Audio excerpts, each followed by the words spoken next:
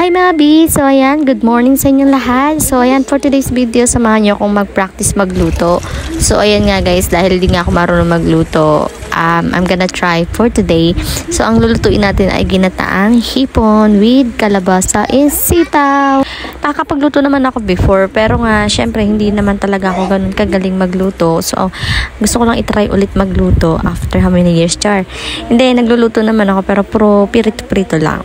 So ayan nga guys, subukan natin tong recipe na to for today and I hope maging successful, char. At alam niyo ba mga bi, habang nagluluto ako niyan, mga kapatid ko, tinutukso talaga ako nila kasi hindi nga sila sanay na nakikita akong nagluluto. Kasi hindi nga talaga ako nagluluto. Nagluluto nga ako pero prito-prito lang, paulit-ulit. So ayan guys, susubukan ko tong ginataang hipon. So napanood ko lang to kay Kamangyan Vlog. So hi! At alam niyo ba ulit? Puro alam niyo ba ulit? So ayan nga, habang nanonood ako kay Kamangyan, feeling ko natututo akong magluto. So ayan guys, yung kapatid ko, ayan o, tingnan nyo, nilapitan pa talaga nila ako para lang tuksohin. So ayun nga, balik tayo kay Kamangyan. Habang nanonood ako ng mga vlogs niya, feeling ko natututo ako magluto. Na-inspire ulit ako mag-practice magluto. So ayun. At habang nagpipiga ako ng nyog, iniisip ko talaga kung ano magiging lasa ng niluluto ko. Samahan niyo po ng mga nakaka-attend sa paligid mo. So ayan guys, magigisa na tayo. So ayun na nga, iba-iba naman tayo ng way kung paano magluto ng ginataang hipon. So ayun yung mga napapanood ko. So ayun yung sinunod ko. And then, ayan na nga, naka-ready na yung mga niluluto ko. Lulutuin pala, sorry. Ayan. Di ang perfect guys. Remember, don't bash guys. Just love. And no hate, just love again. And then nga guys, pinapakita ko yung mga ingredients. Ayan yung hipon guys, wala ng ulo kasi nga medyo nag-stock na sa fridge yung hipon namin. So ayan na nga guys, naghahanda na ako para mag-isa again, paulit-ulit. Ang dilim eh. At habang nagluluto ko, pakinggan yung katabi ko, napakaingay, grabe. Guys, stress kami kakain. Anong ulam nyo? Yan. Ang dami naman yan, te. Ano ba? Sino nagluluto? Ako, ikaw? Okay. Ang dami niyan. Nakikita ko nga sa nagluluto. Ano lang eh. Konti lang eh. Ito na magulo. Habang tinutunaw. Saan ka namin pag ganyan-ganyan kami? Mantika naman tayo dyan, oh. Patanggalin mo ito. No. Ito. Lang. Ayan. Hindi pa tunaw yung ano, nilalagay na. Para siyempre pa hindi Na, di ba dapat, ano muna, sibuyas? hawang muna. Ma, magkano na lang ako, ma. Mag-sardinas na lang ako. Huwag ka muna at magkainin yung niluluto ko. Tignan mo lang talaga. Hindi ka. Ayan guys, dami niyang kautot guys. Nakakapagtay kaya yan. Diyan nagtatay nga ako dyan eh. Grabe naman itong bunganga na to. Ayan o. Ayan o. Hipon. Hipon na isang linggo na ata to. Grabe naman. Tapos may pagulay. Di naman siya kumakain ng gulay. Ayan o. At yun na, halatang hindi kumakain ng gulay. Pipino daw.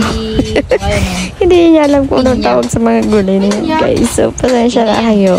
Kasi hindi nga siya marunong kumain ng gulay. Ay, ito yan na nga, guys. Sinisimulan ko na para matapos na dahil napakaingin ng kapatid ko. Again, guys, hindi pa ako professional magluto, okay? Practice lang to, guys. Kaya wag niyo ako ibabasya, okay? Instead, turuan nyo na lang po ako magluto. Appreciate ko pa. Thank you. At lagi nga sinasabi sa akin ng nanay ko na kailangan ko daw matuto magluto dahil, syempre, for the future daw, ako daw babae. Pero wala talaga ang talent magluto, guys. Hindi ko naman ang galing ng tatay ko sa pagluluto. Pero ayan, I try naman, guys. Marunong ako sa prito-prito lang. So, ayan na nga, ipapatikim natin sa aking kapatid na isa pang bully, Char. Ayan, siya unang titikim. Ayaw yung tikman. Ang bad, diba? Napaka-supportive talaga niyan. Kabaliktaran. At panoorin nyo ang kanyang reaction sa pagtikim ng aking niluluto. Tignan nyo walang ka-react man lang. Kasi sinabihan pa ako, kulang daw sa pagmamahal. Patis kasi nilagay ko eh. Ano kulang? Walang pagmamahal. At ayan mga B, tapos na tayo magluto. And ayan na, tadan! So mukha siyang kare-kare, Char. Ayan, tikiman time. Ayan ang una, siya yung unang tumikim guys kasi papasok pa siya sa school. Pero, yan, masarap daw. Oh, sportive yarn. So, ayan, siya unang tumikim at 8 daw. 8.5 daw ang rate niya sa aking luto. Charan. Ayan guys, magre-ready. Magre-ready ako para kay Lola. Bibigyan ko rin ang aking Lola dahil may sakit siya for today. And sana magustuhan niya rin. And ayan na. And here we go. Nandito na tayo kay Lola. At mabilis lang transition niyan. So guys, tinitikman niya na yung niluto ko. And I hope magustuhan niya. Pero ayun yan, pakinggan nyo. Panoorin nyo na lang yung video. Sasasabihin niya. Medyo matabang-tabang sa akin konti. Matabang-tabang konti. Sa akin din naman, sakto lang din sa akin, kay Alex din. Mataas ako ang punta. Sarap? Pag matabang namang gimisosyon pa. Maano pa? At yun nga, medyo matabang daw ang aking luto. Pero syempre may sakit kasi si Lola. Pero masarap daw. O you know. At ito pa, syempre, hindi lang si Lola ang titikim niyan. Andyan pa ang aking Tita Dud. Syempre, titikman din ni Tita Dud yan para... Syempre, alam ko, prank kayo magsalita kay alam kong sasabihin niya yung totoo.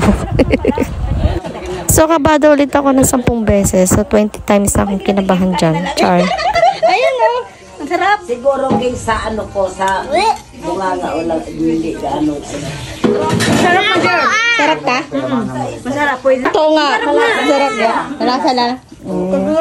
Lasa. Inaapi kasi ako sa bahay eh.